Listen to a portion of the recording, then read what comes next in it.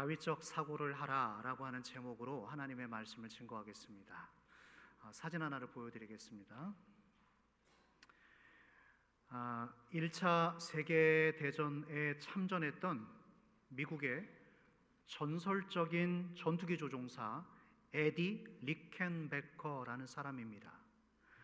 이분은 26번의 공중전에 참여해서 수십 대의 적기를 떨어뜨린 베테랑 조종사였습니다. 다음 사진. 이분에게 누군가 물었습니다. 당신은 두렵지 않았습니까? 라고 묻자 이분이 이런 대답을 했다고 합니다. 용기란 두려움을 모르는 것이 아니라 두려워하는 그 일을 하는 것이다. 다시 한번 하겠습니다. 용기란 두려워하지 않는 것이 아니라 두려워하는 그 일을 하는 것이다.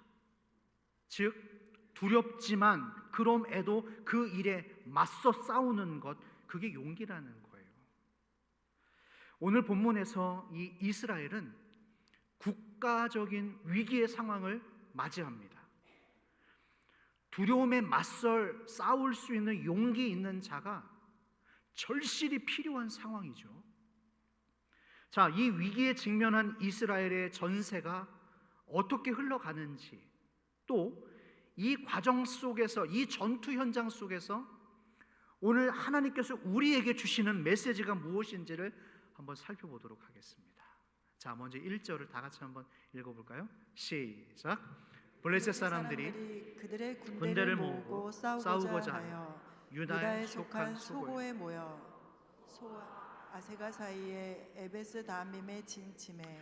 자, 여러분 성경을 읽으실 때 잘 읽으셔야 되는 이유가 뭐냐면 이 1절 가운데 우리가 무심코 지나칠 수 있는 문맥에서 주시는 첫 번째 메시지가 담겨 있습니다. 그게 뭐냐면 적은 내가 약해져 있는 틈을 타서 우리에게 접근한다라는 거예요. 적은 내가 약해져 있는 틈을 놓치지 않고 우리를 공격한다라는 거예요.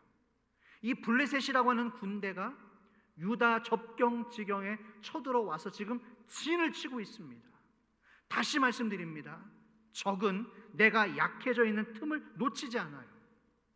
여러분, 이 블레셋이라는 나라가 쳐들어왔대요.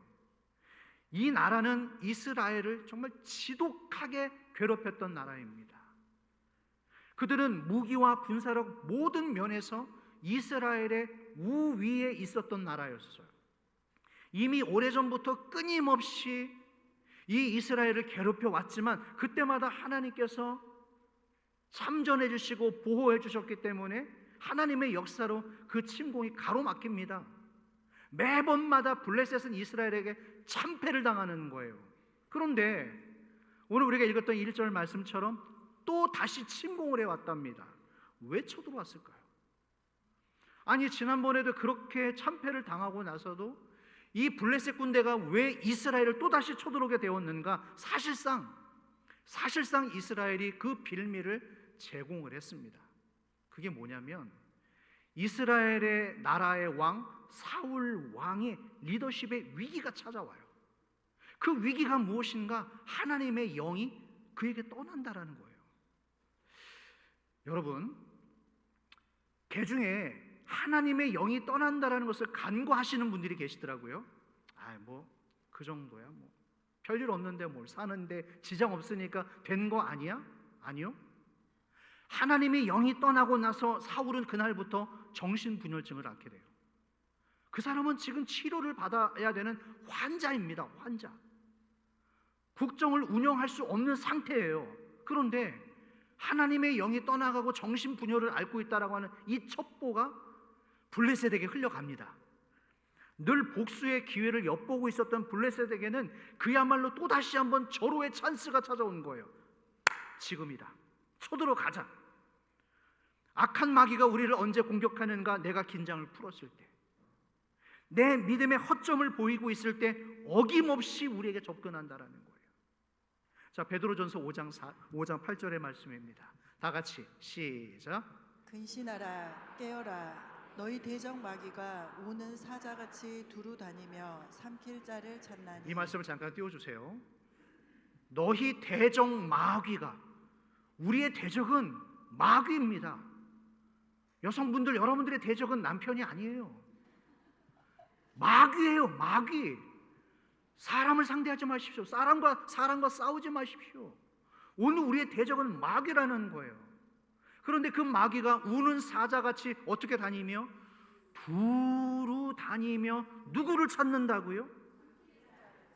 삼킬 자를 찾나니. 삼킬 자가 누구입니까? 만만한 사람을 찾는 거예요. 여러분, 쉬운 사람이 되지 마십시오. 마귀 앞에서 만만한 사람들이 되지 마십시오. 공격하기에 쉬운 사람, 이 사울 왕처럼 하나님의 영이 떠나고 예배가 단절되어지고 하나님의 은혜가 공급되지 않는 사람에게 집중적인 공격이 들어가는 거예요. 그런데 이것도 문제지만 진짜 문제는 4절입니다. 더 큰 문제가 있어요. 자, 4절 띄워주시죠. 다 같이 시작. 블레셋 사람들의 진영에서 싸움을 도두는 자가 왔는데 그의 이름은 골리앗이요 가드 사람이라. 그의 키는 6규빗 한 뼘이요.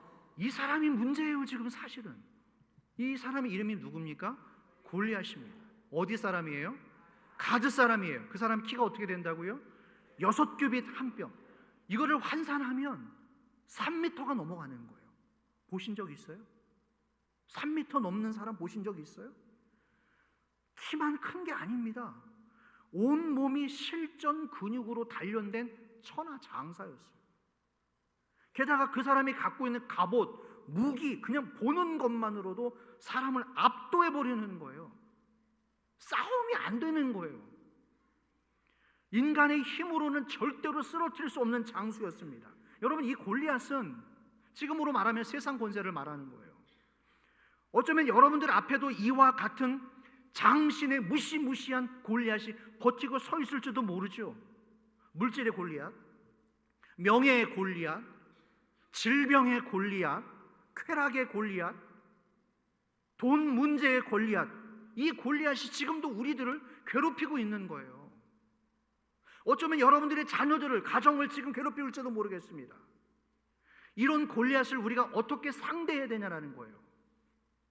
서론에 말씀드렸던 용기만으로도 해결될 수 있지 않는가? 아니요. 우리 인간적인 용기만으로는 부족하다라는 겁니다. 하나님의 전신갑주인 말씀의 검이 아니고서는 이 인간의 힘으로는 이 골리앗을 꺾을 수가 없다라는 거예요. 4절에서 이 사람이 어디 출신이라고요? 가드 사람이라고 그랬습니다.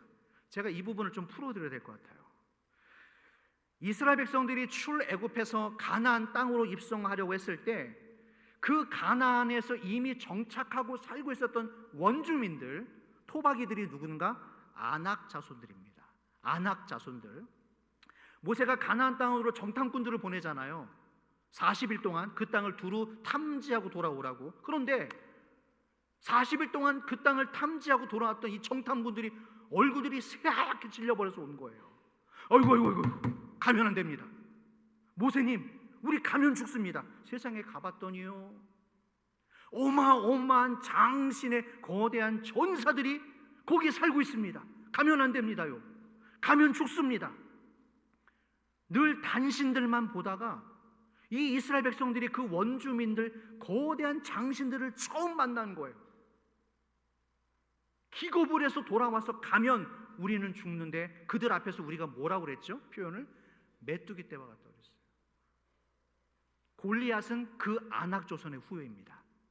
그 가나안 땅에서 살고 있었던 거대한 신장들, 그 정탐꾼들이 보고 질려버려서 돌아왔던 그 아낙 자손의 후예가 바로 이 골리앗이에요.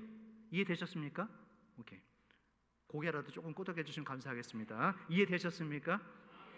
자, 그 골리앗이 지금 말을 하는 거예요. 8절과 9절을 읽어보겠습니다. 다 같이 8절 9절 시작. 그가 서서 이스라엘 군대를 향하여 외쳐 이르되 너희가 어찌하여 나와서 전열을 벌였느냐?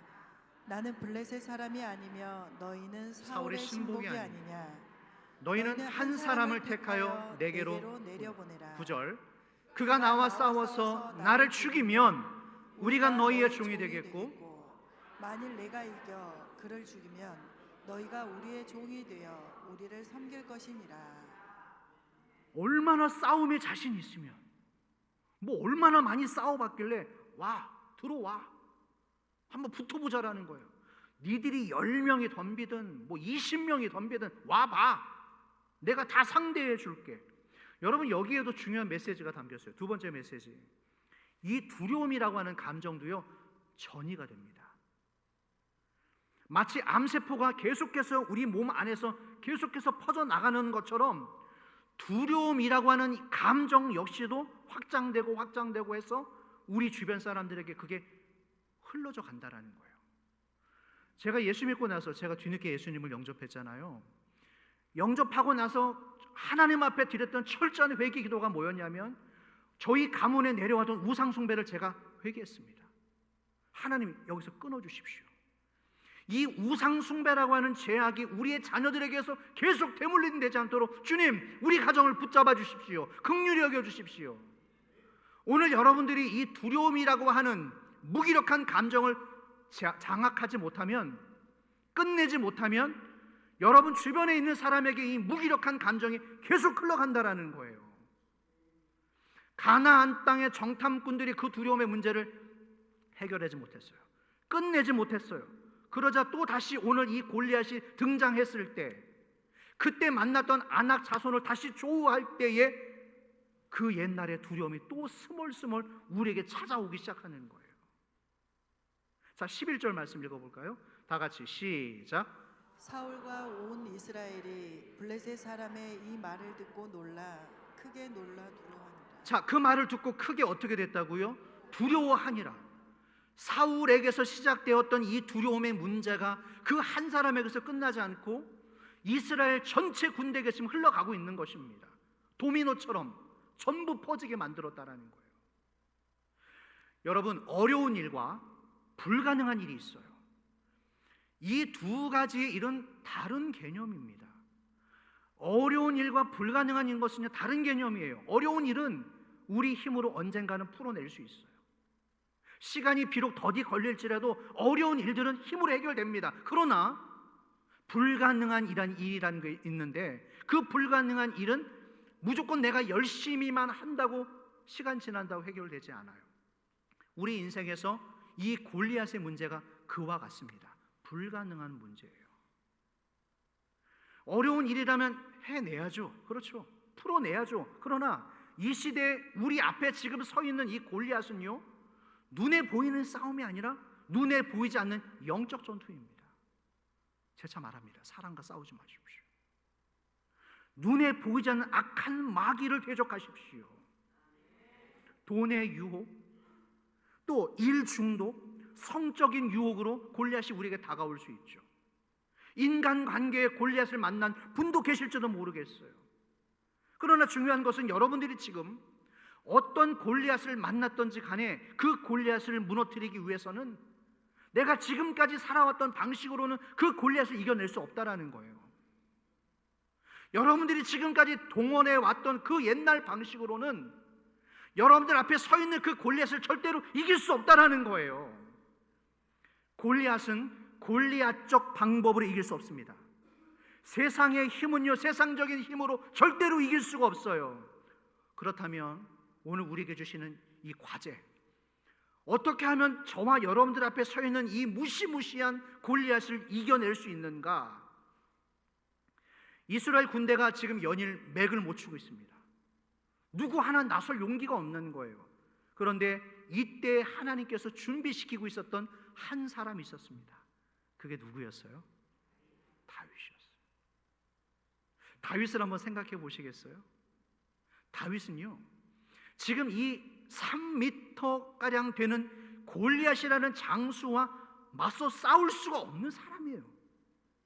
한마디로 말하면 자격 조건이 될 수 없는 사람입니다. 군대에 나갈 징집할 대상이 안 돼요. 지금 나이가 너무 어려요.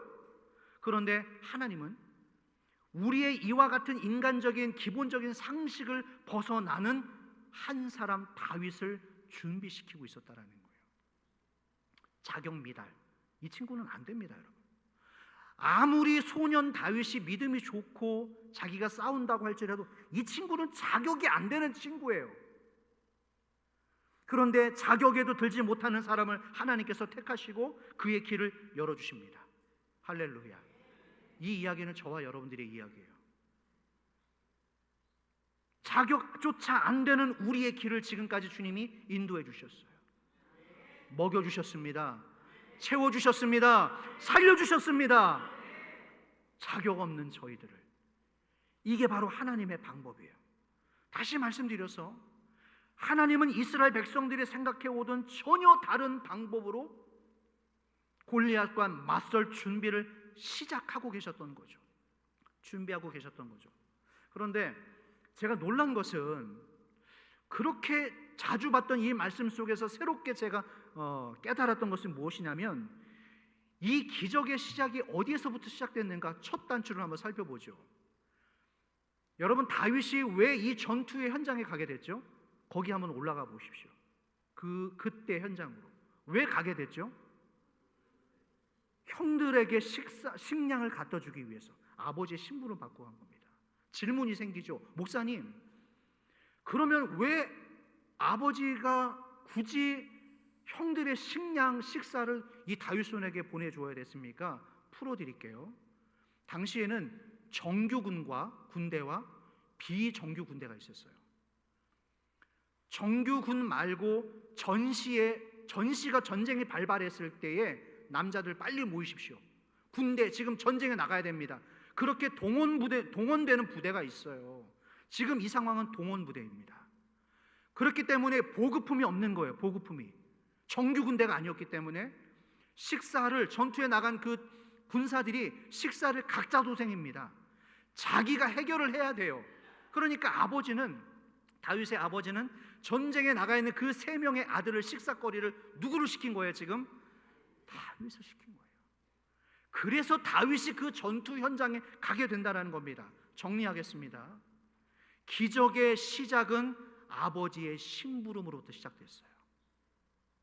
여러분, 아버지의 심부름이 기적의 시작이었다는 거, 이게 얼마나 평범해요? 아버지의 심부름이 다윗의 인생과 이 민족 전체의 놀라운 터닝 포인트가 될 줄 누가 상상이나 했겠어요, 여러분? 아버지의 심부름이라고 하는 이 평범함이 비범함으로 바뀌게 됐다는 거예요. 여러분, 하나님께서 우리 인생을 바꾸게 될 축복의 그날은 전혀 예상하지 못한 날 이루어집니다. 아멘을 하십시오, 여러분. 귀 있는 자는 들으십시오. 하나님께서 우리의 인생을 바꿔주실 그 축복의 그날은 예고 없이 그렇게 다가오는 거예요. 내가 생각하지도 못했던 어느 날, 어느 순간에 문이 열리는 겁니다. 단조로운 우리의 일상. 여러분, 우리의 일상이 매일매일 그렇게 흘러가잖아요. 그 단조로운 일상 가운데서 하나님의 축복이 터지는 하루가 된다는 거예요. 다윗이 상상했을까요? 그날 아침에 아버지의 심부름을 받아서 그 형들의 식사거리를 가지고 전투 현장에 나가는 다윗이, 아싸, 오늘 내가 세상에 데뷔하는 무대지, 내가 오늘 골리앗을 멋지게 물리치는 날이지, 내가 오늘 사람들에게 한번 우와 탄성을 받는 그런 날이지, 그런 계시를 받은 날이 아니었어요. 그냥 평범한 날이었어요. 오늘 저와 여러분들이 우리의 일상 속에서 최선을 다해서 살아야 되는 이유가 바로 이것 때문입니다. 어쩌면 매일매일 우리에게 기회라는 것이 찾아올 수 있기 때문이죠. 잠언 16장 3절. 잠언 16장 3절 다 같이 시작. 너의 행사를 여호와께 맡기라. 그리하면 내가 경영하는 것이 이루어지리라. 아멘. 너의 행사를 여호와께 맡기라. 어떤 분들은 이 맡기는 해석을 직장 안 가고 공부할 필요 없고 일 안 하고 그러면 되겠네요. 그러면 맡기는 건 아닙니다. 맡긴다라는 것은요, 최선을 다하시는 거예요. 적당하게 무사 안일주의를 사는 것이 아니라 여러분의 지극히 평범한 그 일상 속에서 최선을 다하며 사시는 것입니다. 그리고 그 최선의 결과를 하나님께 맡기는 것, 그게 맡기는 거예요. 여러분들의 평범한 하루에 최선을 다하십시오. 어쩌면 여러분들의 내일이 골리앗을 무너뜨리는 날이 될지도 몰라요. 어쩌면 여러분들의 내일이 여러분들의 역사의 중심에 세우시고 보배롭게 존귀하게 쓰시는 날이 내일이 될지도 모르겠습니다. 성경에 나오는 수많은 위대한 인물들을 보십시오. 하나님께서 그 사람들에게 하나같이 언제 어느 날 몇 시간 너의 인생의 디데이가 될 것이다. 아들아, 딸아, 네가 지금 기도하는 그 기도 제목은 어느 날 몇 시에 열릴 거다라고 우리에게 계시해 주지 않아요. 대부분의 계시는 그렇게 나오지 않습니다. 생각하지 못한 때에 우리에게 길을 열어주시는 거예요. 할렐루야. 베드로를 볼까요? 베드로는 그날도 평소와 똑같이 배를 타고 나가서 그물을 내리고 고기를 잡고 있었습니다. 그러나 예수님께서 그 고기 잡는 현장에 주님이 와주세요.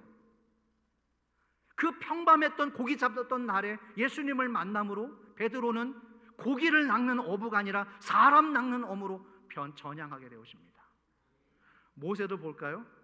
늘 그랬듯이 광야에서 자기 장인의 양을 치고 있었습니다. 양 치는 게 대단한 일입니까? 작은 일이에요. 별 볼 일 없는 일이에요. 그런데 어느 날 그에게 하나님께서 떨기나무에 불타는 모습으로 임재하십니다. 어느 날 갑자기 임재하시는 하나님을 만나고 모세의 운명이 달라졌고 그 민족의 운명이 갈라졌다라는 거예요. 여러분, 우리도 마찬가지입니다. 우리가 비록 이 답답한 골리앗에 둘러싸여서 살아가고 있지만 여전히 한 치 앞을 내다볼 수 없는 연약한 하루하루를 우리가 살아가고 있지만 마찬가지로 우리의 운명이 바뀌는 날이 내일이 될 수 있어요. 그 다음 날이 될 수도 있어요. 할렐루야. 중요한 것은 제 아무리 보잘것없는 일을 내가 한다 할지라도 그 일을 적당히 하지 마시라는 거예요. 24시간 매 순간순간마다 우리와 동행하시는 하나님께서 어느 날 어느 순간에 우리의 닫혀진 문을 여실지도 모르기 때문입니다. 다윗에게 지금 그런 일들이 일어나고 있는 거예요. 하나님이 도우심이 임하자, 하나님의 역사하심이 임하자 열악했던 다윗의 그 조건, 이 제한 조건에도 들어오지 못하는 자격 미달의 이 어린 소년을 하나님께서 사용하신다는 거예요. 우리는 참 많은 상황 탓을 해요. 내가 상황이 좋지 않았어요. 나를 도와주는 사람이 없어서요. 돈이 없어서요. 운이 없어서요. 부모를 잘 만나서요. 저 사람은 잘못 만나서요. 우리는 항상 다 남 탓을 해요. 상황 탓을 합니다. 그러나 하나님께서는요, 내 제한된 상황과 조건에 얽매여 계시는 분이 아니세요. 왜 하나님을 여러분들의 지극히 제한둔 그 작은 생각 안에 하나님을 가둬두십니까? 풀어버리십시오. 열으십시오. 내 조건이 아무런 문제가 되질 않아요. 하나님이 문을 여시면 그 문을 닫을 자가 없습니다. 하나님께서 한 번 문을 닫으시면 그것을 열 사람이 없다라는 거예요. 이게 바로 다윗적인 사고입니다. 청년들이 쉽게 자기의 꿈을 포기해요. 자기보다 더 좋은 학벌, 외모, 집안 배경, 소위 좋은 스펙 가진 사람들 앞에서 무기력감을 느낍니다. 어차피 나는 안 되겠구나. 어차피 나는 내 이력서 지원해도 나는 안 되겠구나라고 하는 무기력한 생각, 어쩌면 나에게 기회조차 안 되겠구나라고 하는 자격 미달 때문에 지레짐작 포기해버립니다. 그러나 오늘 이 설교의 제목처럼 청년 여러분 다윗적인 사고를 하십시오. 지극히 내가 경험했던 내 생각 안에서 하나님을 가둬두지 말라는 얘기예요. 하나님께서는 우리의 부족한 스펙을 기가 막히는 방법으로 역전시켜 버리십니다. 그래서 우리를 쓰시는 거예요. 중요한 것은 세상에서 내 주변 사람들에게 얼마나 요구하는 조건이 까다롭냐가 아니라 오늘 내 안에 다윗과 같은 사고, 다윗과 같은 생각, 결심이 녹아져 있는가, 그게 중요한 거예요. 19세기 말에 미국과 영국에서 당대에 큰 영향력을 끼쳤던 목사님들, 신학 박사들이 계십니다. 그런데 이분들의 학벌이 보통 옥스퍼드, 케임브리지, 미국의 하버드였어요. 사람들이 생각하죠. 야, 진짜 큰 목회를 하려면, 역시 큰 목회를 하려면 학벌이 좋아야 되는구나. 이게 그냥 당시의 사람들의 생각 속에 자리 잡혀 있었죠. 그런데 이 룰을 깨버린 사람이 등장합니다. 많이 배워야 박사학위 있어야지 목회를 잘한다라고 하는 이 룰을 깨버린 사람이 등장해요. 그게 누군가 미국 시카고의 구두 수선공 출신인 학력이라고 해봤자 초등학교도 겨우겨우 나온 D.L. 무디라고 하는 목사님이 혜성처럼 등장합니다. 이분은 당대 수백만의 사람들에게 복음을 전하는 전도자, 설교자가 되어지는데, 이분이 처음 나타났을 때 가방끈이 짧다, 배우지도 못한 어디서 무식한 사람이 와서 하나님의 말씀을 전한다 라고 놀려댔던 사람들이 이 무디 목사님의 설교 한 편을 듣고 다 뒤집어져 버렸다. 하나님은 학 위에 묶여 계시는 분이 아니십니다. 이 무디 목사님은 그 시대의 큰 목회라고 하는 자격 조건에도 들지 못했던 그런 분에게 임하셨던 하나님의 능력, 하나님의 은혜, 무디를 쓰신 하나님, 소년 다윗을 쓰신 하나님께서 부족하게 짝이 없는 저와 여러분의 가정을 들어 쓰실 줄로 믿습니다. 네, 다시 이스라엘 전투 현장으로 한번 돌아오겠습니다. 다윗이 드디어 이 도시락을 들고 아버지의 심부름을 받고 전쟁터에 왔어요. 말로만 들었던 그 골리앗, 어마어마한 골리앗을 드디어 만나게 된 거예요. 그날도 여전히 골리앗은 쩌렁쩌렁 울리는 목소리로 사람들을 위협하고 겁을 주고 있어요. 24절 다 같이 시작. 이스라엘 모든 사람이 그 사람을 보고 심히 두려워하여 그 앞에서 도망하며. 자, 여러분 이 말씀을 보십시오. 두려워했던 사람들이 결국 어떻게 되고 있죠? 도망치고 있습니다. 이 두려움의 문제가 해결되지 않으면 우리는 일상의 전투 현장 속에서 이렇게 도망칠 수밖에 없는 거예요. 생각해 보시겠어요? 지난 40일 동안 이 이스라엘 백성들은 아침 저녁으로 골리앗을 지켜봤습니다. 아침 저녁으로 나와서 이 사람들을 협박하고 하나님을 모욕하는 소리를 매일매일 들었던 거예요. 어쩌면 이 사람들은 하나님의 말씀을 아침 저녁으로 묵상한 것이 아니라 이 골리앗의 협박의 말을 묵상합니다. 하나님의 말씀을 예배한 것이, 하나님을 예배한 것이 아니라 날마다 나와서 도전하고 위협하고 있는 골리앗을 보면서 골리앗을 예배하고 있는 거예요. 골리앗에 완전히 빠져들어 버린 거예요. 그래서 눈만 감아도 그 친구가 생각이 나요. 밥을 먹으면서도 골리앗의 말이 생각이 나요. 죽는다, 넌 죽을 거야, 죽을 거야, 죽을 거야, 죽을 거야. 화장실에 가서 앉아 있는데도 골리앗의 말이 생각이 나요. 넌 죽는다, 죽는다, 죽는다, 죽는다. 아침에 일어났는데도 넌 죽는다, 죽는다, 죽는다, 죽는다. 여러분 이 모양새가 어떤 모양새냐면 지금 이 시대의 핸드폰이랑 똑같아요. 우리가 하나님을 예배하지 않고 하나님의 말씀을 보지 않고 눈만 뜨면 우리가 이거부터 시작합니다. 밥을 먹으면서도 이걸 보고 있고 심지어 운전하면서도 이걸 봐요. 도대체 그의 믿음은 어디서 오는 믿음이에요? 자면서도 그걸 보고 있고 화장실에서도 보고 있고. 여러분 골리앗을 묵상하는 태도는 지금 우리의 이 시대 사람들의 모양새와 똑같습니다. 하나님을 예배하는 시간보다 하나님을 말씀을 보는 시간보다 날마다 이 골리앗이라고 하는 핸드폰을 들여다보는 시간이 더 많기 때문에 영적으로 무기력한 게 아닐까요, 여러분? 그렇기 때문에 우리의 신앙이 기쁨이 없는 것 아닐까요? 골리앗을 계속 묵상하다 보니까 계속 지고 있는 거예요. 나는 메뚜기다, 메뚜기다, 죽는다, 죽는다, 도망가자. 그러나 여러분, 마귀라고 하는 것이요, 사실 그렇게 센 상대가 아니에요. 마귀가 강력한 존재가 아닙니다. 나사렛 예수 그리스도 이름으로 명령하노니 떠나가라. 그 실체가 떠나갑니다. 그 이름과 이 십자가의 보혈의 능력 앞에서 마귀는 아무 힘을 쓸 수가 없는 거예요.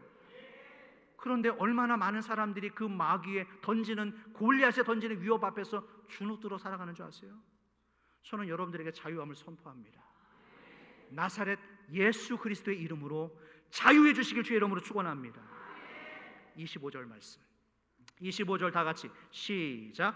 이스라엘 사람들이 이르되 너희가 이 올라온 사람을 보았느냐? 참으로 이스라엘을 모욕하러 왔도다. 그를 죽이는 사람은 왕이 많은 재물로 부하게 하고 그의 딸을 그에게 주고 그 아버지의 집을 이스라엘 중에서 세금을 면제하게 하시리라. 자, 말씀 띄워주십시오. 제가 얼마나 이 말씀을 보고 답답했냐면 이 골리앗을 무찌르기 위해서 사울 왕이 내놓은 대안을 한번 보세요. 이게 얼마나 한심하냐면, 자, 다윗을 죽이는 사람은 왕이 뭘 준다고요? 첫 번째, 재물을 준대요. 부하게 한대요. 그 다음 두 번째 뭘 준다고 그래요? 딸을 준대요. 그리고 마지막 세 번째, 세금을. 여러분, 이걸로 될 일이 아니에요.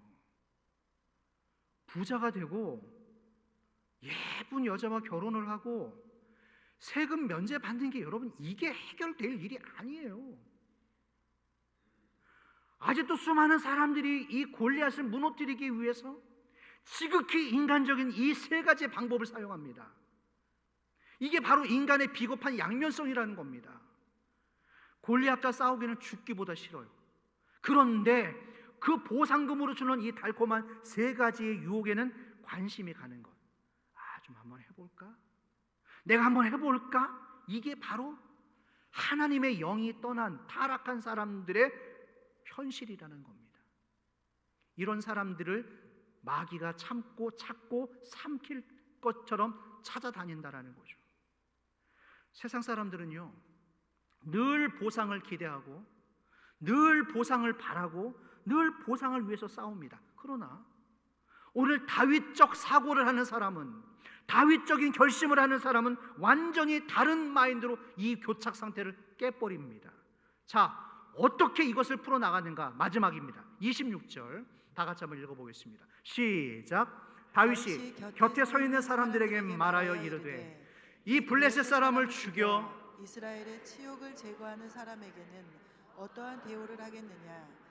이 할례 받지 않는 블레셋 사람이 누구이기에 살아계신 하나님의 군대를 모욕하겠느냐? 다윗은 이 부분에서 화가 난 거예요. 이 할례 받지 않은 블레셋 사람이 누구이기에 살아계신 하나님의 군대를 모욕하고 있느냐? 다윗은 여기서 분노를 멈출 수가 없었던 거예요. 여러분, 무슨 일로 분노하세요? 어떤 일 때문에 분노하십니까? 어떤 사람 누가 조금만 건드리면 자존심 상하네, 죽어들고, 이렇게 살짝 건드리면 그 살짝 건드리는 것 때문에 넘어지고, 뒤에서 살짝 건드리면 살짝 건드리는 것 때문에 분노하고, 다윗의 분노는 그런 분노가 아니었어요. 감히 이 할례 받지 않은 블레셋 사람이 누구이기에 하나님의 군대를 모욕하느냐? 자, 45절입니다. 시작. 다윗이 블레셋 사람에게 이르되 너는 칼과 창과 단창으로 내게 나아오거니와 나는 만군의 여호와의 이름 곧 내가 모욕하는 이스라엘 군대의 하나님의 이름으로 내게 나아가노라. 할렐루야. 나는 만군의 여호와의 이름으로 나아가노라. 이게 바로 오늘 말씀의 핵심입니다. 다윗적 사고의 핵심이 바로 이거예요. 나는 만군의 여호와의 이름으로 너에게 나아가노라. 만약 여러분의 믿음의 뜻이 이와 같이 확연하게 세워지고 나면 두려움이 사라집니다. 절대로 골리앗이 무섭지가 않아요. 당황하지 않습니다. 단순해지고 자유해지는 거죠. 많은 세상의 사람들이, 세상의 권세가 교회를 공격하고 있습니다. 많은 분들이 생각하기를 저 골리앗을 이기려면 대단한 능력이 필요한 줄로 알고 있어요. 괴력이 필요한 줄로 알고 있어요. 그러나 오늘 저와 여러분들에게 필요한 것은, 내 앞에 버티고 서 있는 골리앗을 이기기 위해서는 괴력이 필요한 것이 아니에요. 나는 만군의 여호와의 이름으로 너에게 나아가노라. 이 이름을 회복하시는 여러분들 되시길 주의 이름으로 축원합니다. 말씀을 정리해 가겠습니다. 골리앗이 40일 동안 아침 저녁으로 나와서 이 백성들을 조롱했어요. 덤벼봐, 싸워보자, 할 수 있겠어? 40일 동안 똑같은 소리를 반복해서 들었던 이 사람들 안에 두려움이 자리 잡고 불신앙이 자리 잡고 결국에 그 삶의 현장, 전투 현장을 이탈하기 시작합니다. 이때에, 이 어려운 시대를 살아가는 이때에 저와 여러분, 새로운 마인드가 필요합니다. 나는 이래서 안 될 것 같고요. 저는 저래서 안 될 것 같고요. 이래서 힘들 것 같고요. 아니요. 골리앗이 우리에게 던지는 실패의 주문을 깨뜨려 버리십시오. 여러분들이 지금까지 살아오시면서 그 골리앗으로부터 들었던 실패의 주문을 완전히 박살내 버리세요. 나는 만군의 여호와 이름으로 너에게 나아갑니다. 믿음의 물맷돌을 드십시오. 하나님이 도우실 것입니다. 그 믿음으로 나가는 여러분들 앞에 오늘이 될 수 있고 내일이 될 수도 있어요. 그동안 한 번도 쓰러진 적 없었던 골리앗이 그 믿음의 물맷돌을 가지고 나아가는 우리들 앞에 놀랍게 어느 순간에 어느 날에 무너지고 축복의 문이 우리에게 열릴 줄로 믿습니다. 이번 한 주간 여러분들 가운데 새로운 일들이 일어나기를 바랍니다. 새로운 역사가 일어나기를 바랍니다. 그 역사 안에서 여러분들이 자유해 주시기를 바랍니다. 승리하시는 여러분 되기를 주의 이름으로 축원합니다. 우리 이 찬양 드리겠습니다. 아무것도 두려워하지 말라. 믿음으로 찬양합니다.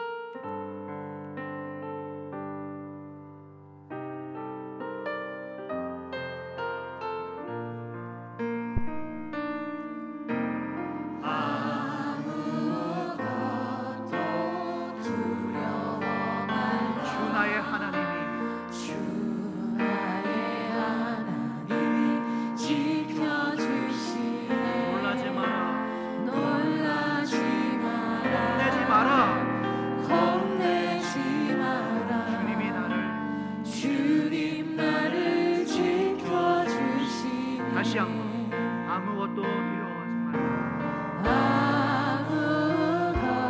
아무것도 두려워 말라. 주 나의 하나님이 지켜주시네. 놀라지 마라. 겁내지 마라. 주님 나를 지켜주시네. 내 맘에 힘이 겨워 내 맘이 힘에 겨워 지치지 않고 주님 나를 지켜주시네. 세상의 험한 풍파 세상의 험한 풍파 몰아칠 때도 주님 나를 지켜주시네.